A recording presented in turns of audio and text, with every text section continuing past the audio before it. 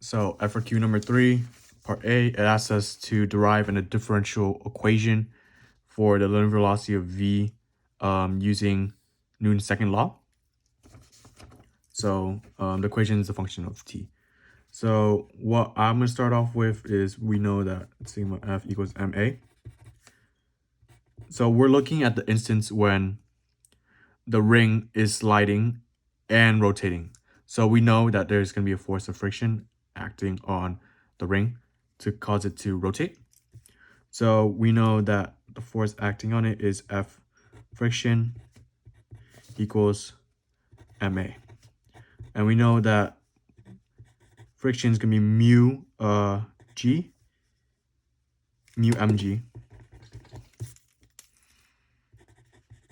equals ma. Cancel out the a's, cancel out the m's, masses. And then that's going to leave us with an a of negative mu g. We know that a is going to be the derivative of v with respect to time. And then we just replace, we know that a is also equal to negative mu g. So this is the formula with the differential equation that they wanted. Secondly, they wanted us to find the angular velocity omega of the ring as a function of time. So same thing, set up sigma torque equals I alpha. We know that the I value is m r squared alpha. And then, so we're looking for the force that is causing the torque. And then what we know right now is the force that's acting this way, the friction, is acting this way. And then since it's acting on the outside of the ring, it's causing the torque, and causing the ring to rotate like that. So we know that m r squared alpha equals the force moment of arm, which is the friction. So mu m g times r, like that. Cancel out the r's. It's basically turning us m's right here to the acceleration being mu g over that singular r. We know that alpha is also the derivative of omega with respect to time. And then we also know that alpha is equal to mu g over r. And that's our differential equation that they asked us for. Part B. It asks us to derive an expression for the magnitude of the following as the ring is sliding and rotating, the velocity of the ring as a function of time t. So since we know that dv over dt equals negative mu g, we also know that dv equals negative mu g dt, like that, because multiply it over. And now what I'm going to do is I'm going to integrate it. So dv, the bound is going to be v initial and then v final. And then the time is going to be 0 to the time t. So time t is going to correspond with the v final, and then 0 is going to correspond with the v initial, right? And then that's going to lead us to vf minus v initial when we integrate it out, and then negative mu g t, like that. So finally, our equation is, when we isolate for v final, it's going to be vo minus mu gt, that. And then the second part, it asks us to do the same thing, but with omega. So we know that d omega equals mu g over r times dt. Integrate it once again. This is omega initial, omega final, 0, t. Once again, t equals, this t is corresponding with the omega final, and this 0 is going to correspond with omega initial.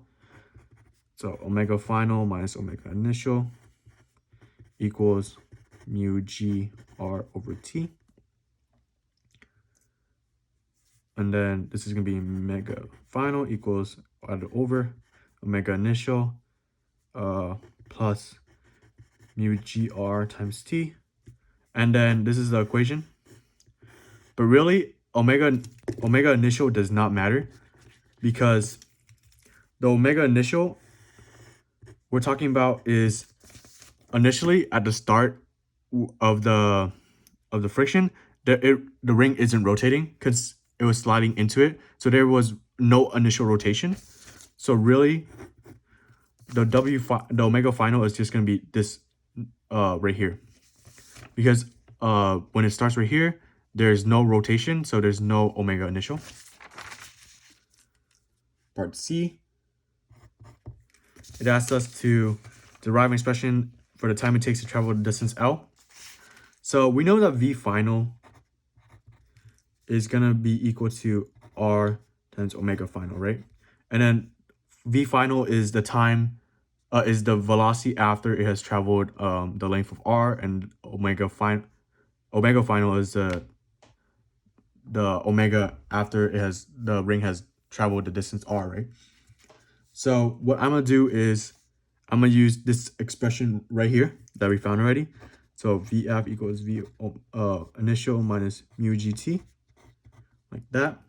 Replace the VF, so it's R omega final equals VO minus mu GT, and then replace this omega with this right here. So it's R mu G over R times T equals V initial minus mu GT. Cancel out the R's. We have mu GT equals V initial minus mu TT. Add the two mu GTs equals V initial. And then to isolate for T, you just divide by 2 mu G. That's going to give us your T.